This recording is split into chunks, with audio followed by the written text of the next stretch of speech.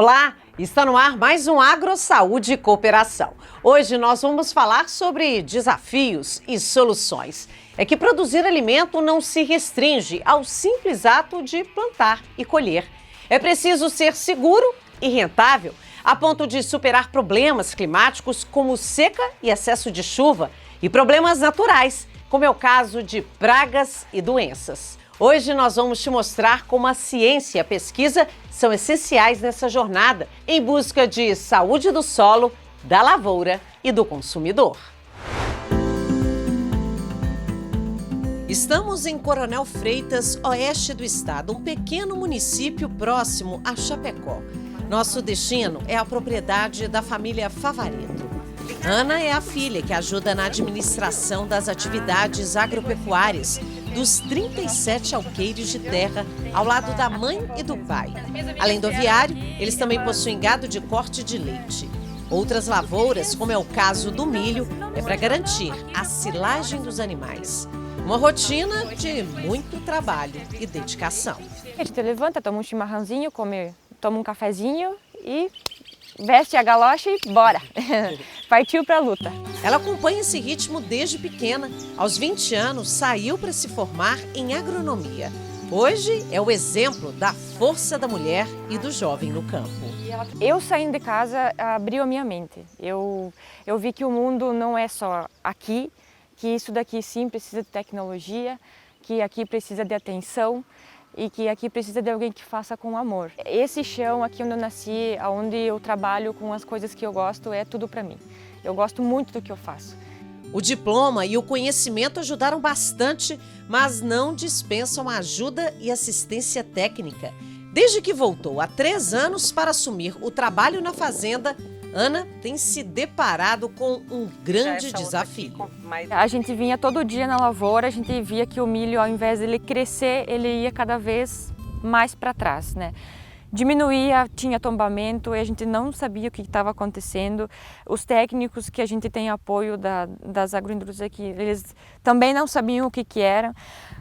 Assim, foi bem desesperador, foi bem triste, porque a gente não conseguiu colher absolutamente nada, nada. Assim, foi um investimento alto que a gente viu indo por terra abaixo, né? Depois de muito estudo, descobriram que a culpa é desse pequeno inseto, uma praga chamada cigarrinha. Ferdinando, que é engenheiro agrônomo da Cooperalfa, desde então vem acompanhando de perto o problema. Ela tem o dano direto, que seria nas plântulas ou milho logo após a emergência. Se você tiver uma população muito alta, talvez um número expressivo de indivíduos pode até causar a morte da planta, perder a população de plantas. Mas o problema maior das cigarrinhas é o dano indireto, ou seja, a transmissão de vírus e bactérias, né? Se o indivíduo for portador efetivo, né, ele vai transmitir para a planta e essa planta não vai se desenvolver normal. Ela vai ter encurtamento dos entrenós, vai ter um multi-espigamento, né, e muitas vezes má formação de espiga, reduzindo drasticamente a produção do milho se tu tiver uma infestação muito alta na tua lavoura. O mesmo vem acontecendo na propriedade do Júnior, em Chapecó, onde Ferdinando dá assistência. Ele tem 300 hectares de terra agricultáveis e 140 hectares de lavouras de milho.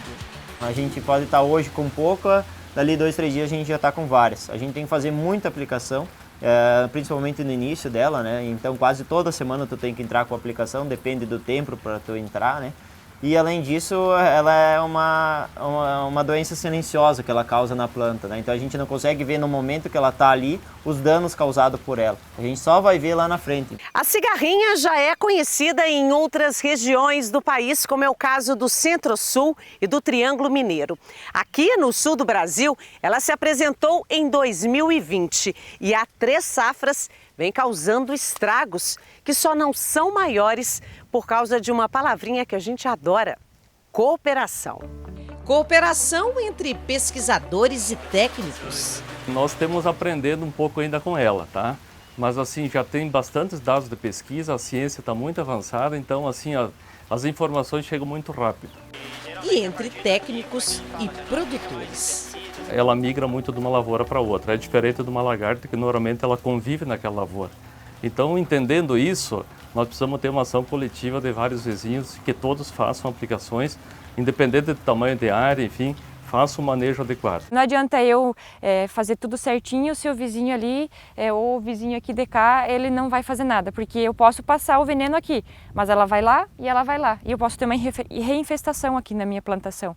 E o que vai acontecer? Eu vou ter que entrar novamente com os herbicidas, isso gera custo, então...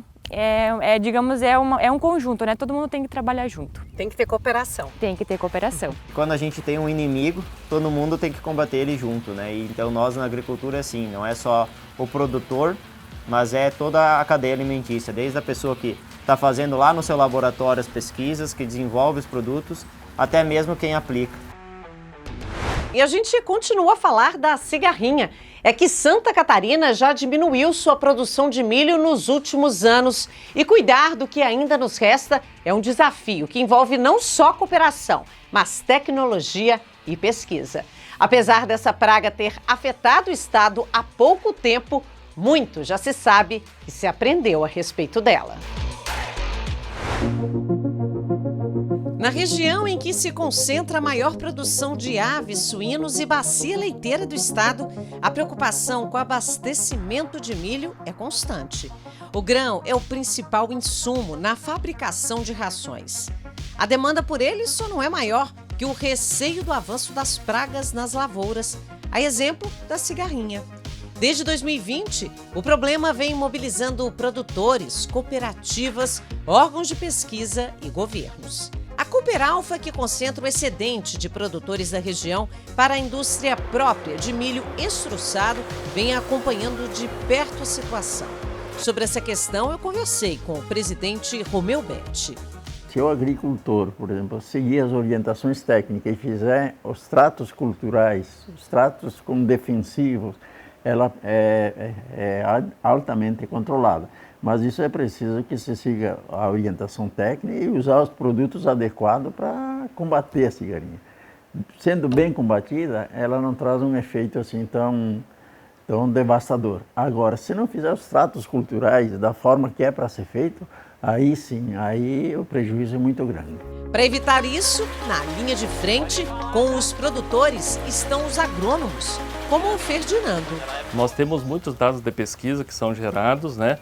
Nós precisamos conhecer isso e, de fato, que esses dados sejam multiplicados, né, e que chegue até o produtor e que toda a cadeia tenha entendimento disso para que todos possam fazer a melhor fase, o melhor momento de combate, de conhecimento, de informação e que seja efetivo realmente o controle dessa praga.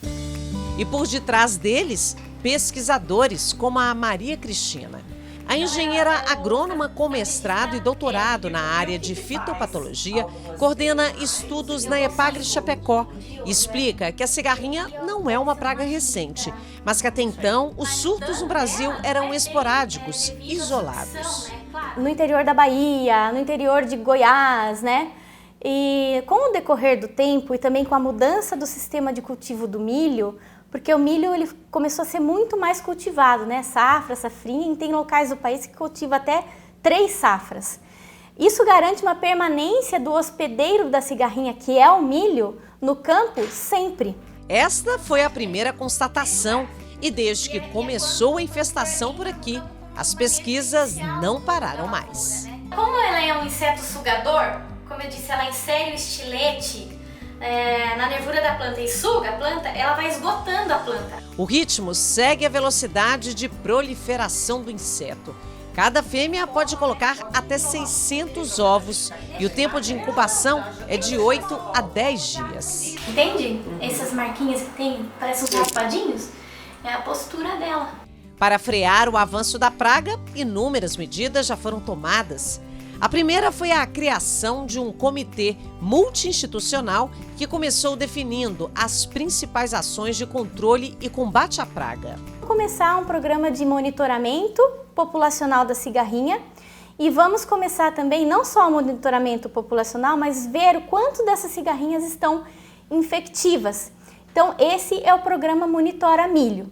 Uma outra atividade que a gente propôs vamos nos períodos de entre-safra lançar programas de conscientização de eliminação de milho tiguera, que são os milhos voluntários que ficam no campo durante a entre-safra e servem de abrigo para a cigarrinha do milho e para os patógenos, né?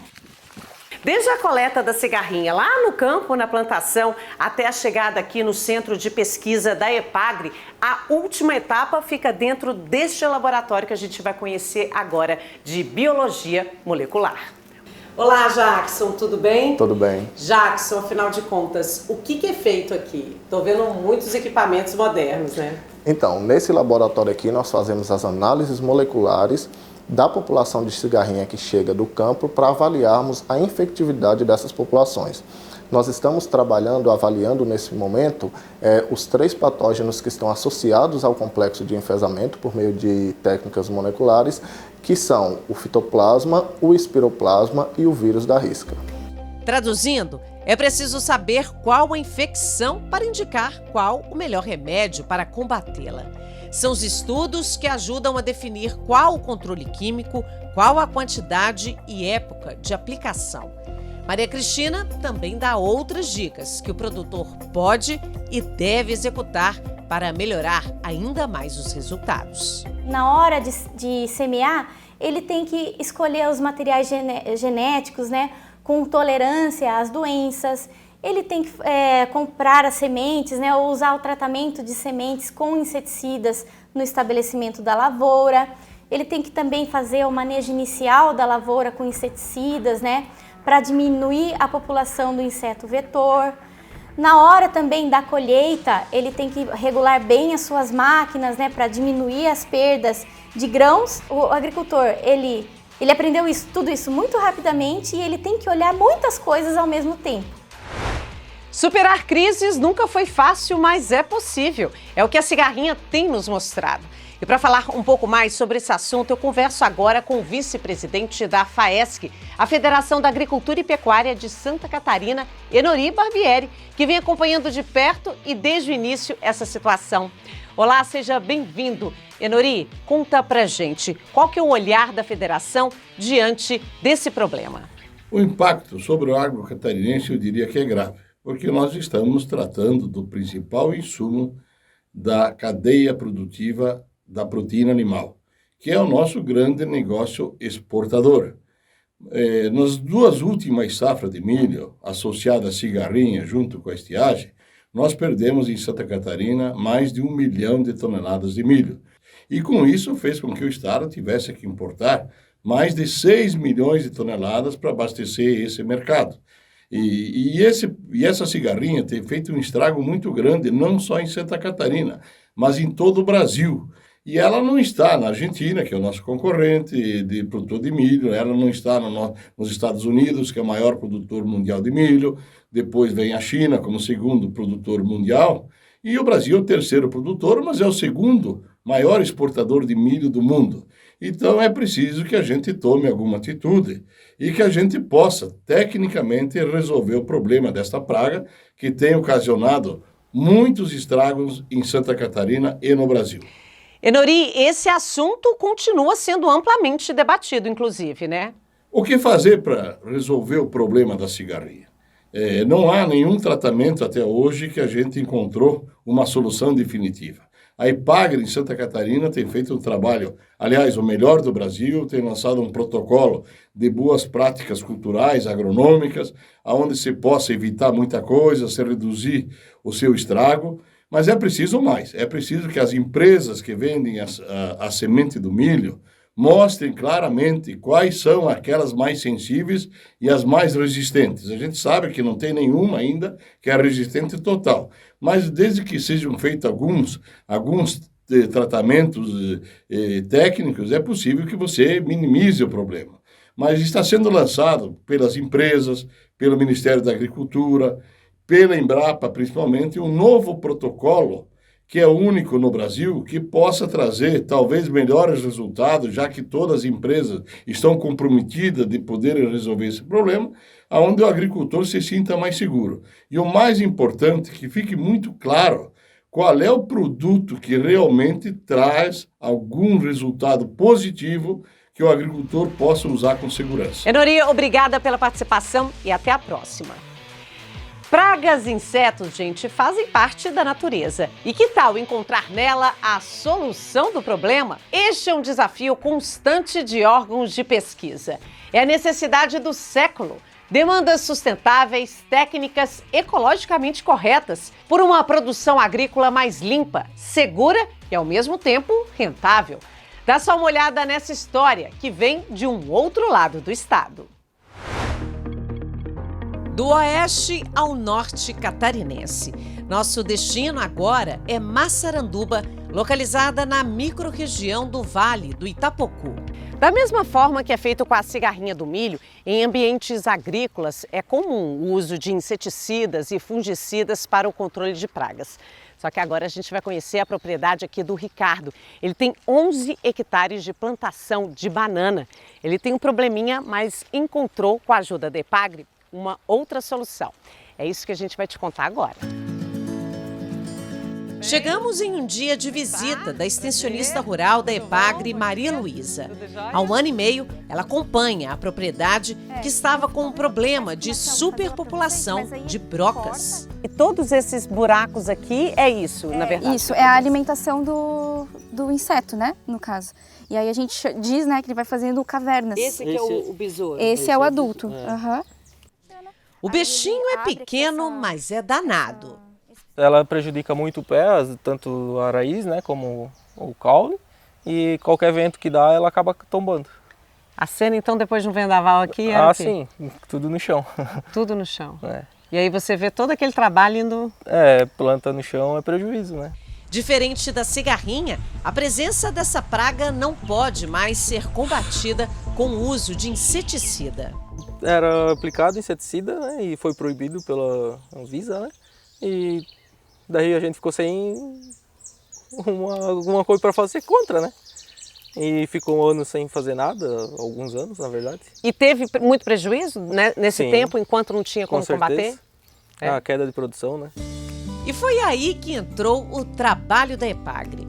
Para combater a broca, um fungo foi aplicado na plantação e, integrado a isso, o uso da cobertura de solo, com um mix de cereais, como nabo forrageiro, aveia e centeio. É um controle conservativo que manipula o ambiente. A maior diferença que a gente perceptível é a quantidade de inseto que vem, né? Borboleta, besouro, tudo quanto é, mesmo até passarinho que vem, né? Na semente depois. Isso é bom? É muito bom, sim, com certeza. Por quê? Me explica por quê. Então, porque esses insetos que estão vindo colonizar aqui, né, que estão vindo passear aqui no bananal do Ricardo agora, não são insetos que vêm num bananal que não tenha as plantas de cobertura, né? E aí, junto com todos esses insetos, vêm os benéficos, que acabam fazendo o controle de insetos praga da banana. Como a gente comentou, existem alguns insetos que atacam diretamente o fruto e acabam prejudicando a qualidade desse fruto ali no pós-colheita, né? E aí isso acaba fazendo o controle desses insetos e melhorando a qualidade do fruto, aumentando o período de prateleira desse fruto também. Um serviço prestado pelo ecossistema de graça. A gente fez um trabalho relacionado à fertilidade do solo, porque também pode estar interferindo nessa questão. E também fizemos a amostragem da quantidade de brocas aqui no bananal. E aí a gente observou que realmente a população de broca estava bem alta. A gente fez esse exercício aqui, né, de abrir algumas plantas e observar que realmente estava bem atacado. E aí a gente entrou então com o controle biológico. A gente fez a aplicação da Bovéria, explicou para o produtor, né, como que funciona. O que é a Bovéria? A Bovéria é um fungo. Tudo isso são técnicas de manejo integrado de pragas. Mas quem vai explicar melhor isso pra gente é o Marcelo, da Epagri de Itajaí. Marcelo, primeira coisa, me explica o que é controle biológico. O controle biológico é uma técnica utilizada, né, na agricultura, onde a gente emprega outros seres vivos para controlar aqueles insetos que são pragas nas nossas culturas. Esses outros seres vivos podem ser outros insetos que são predadores ou parasitoides das espécies pragas e também podem ser micro-organismos, como bactérias, vírus e fungos. Todos eles, no caso, tanto os insetos quanto esses micro-organismos, são inofensivos ao ser humano inofensivos a mamíferos, a aves, ao solo, eles vão atacar só os nossos insetos praga e podem perfeitamente substituir os inseticidas químicos nesse caso. Aqui a Epagre mantém um banco ativo de germoplasma da bananeira, ou seja, pesquisadores têm acesso a vários tipos do fruto em busca de melhoramento genético, visando maior produtividade e resistência a ataques de doenças e pragas. São anos estudando desde a biologia do inseto até a biologia do fungo ou a biologia do inimigo natural que a gente vai utilizar para que não tenha erro. E a gente tem essa preocupação porque o nosso público é o agricultor e a sociedade que consome esse produto. Aqui de tudo é testado. O ensacamento dos cachos é um controle mecânico. Há também o físico, que manipula luz e temperatura, e o comportamental. É o caso desta armadilha, que ajuda a medir a população e atrai o inseto por feromônio. É o cheiro que a broca usa para se comunicar. Ela usa um cheiro que é muito parecido com o cheiro da banana. Gente, o cheiro de banana. É muito parecido. E aqui tem a substância sintética concentrada dentro desse envelope. A gente coloca dentro da armadilha. Os insetos que estão num raio de até 10 metros percebem esse cheiro durante a noite, vêm para cá e acaba caindo aqui dentro, quando a gente consegue ou controlar eles só por eles ficarem presos na água ou monitorar. Por que a gente monitora? Se a gente tiver uma área com uma infestação muito grande, talvez só isso aqui não vá surtir efeito. Então a gente precisa lançar a mão de uma outra técnica de controle. E lembram da bovéria? O fungo aplicado na propriedade do Ricardo? É no laboratório que Marcelo me mostra os resultados da ação dele na broca. Se vocês derem uma olhada nele, ele vai estar com uma estrutura branca, como se fosse um algodãozinho. Esse é o fungo que colonizou o corpo do inseto, parou todas as funções vitais dele, matou esse inseto e se reproduziu e está pronto para contaminar outros indivíduos da broca no campo. E isso é bem interessante, esse é um fungo de solo. Então sempre quando você contamina um indivíduo no campo, esse indivíduo volta para onde estão os outros dele e possivelmente vai contaminar os outros também.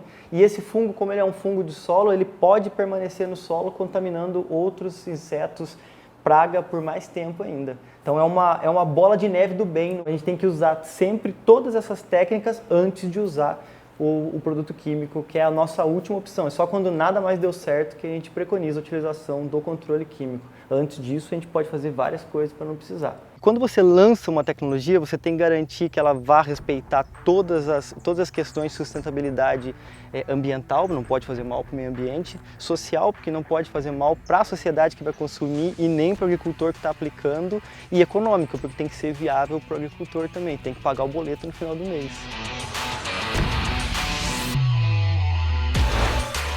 Por hoje é só, mas domingo que vem tem mais.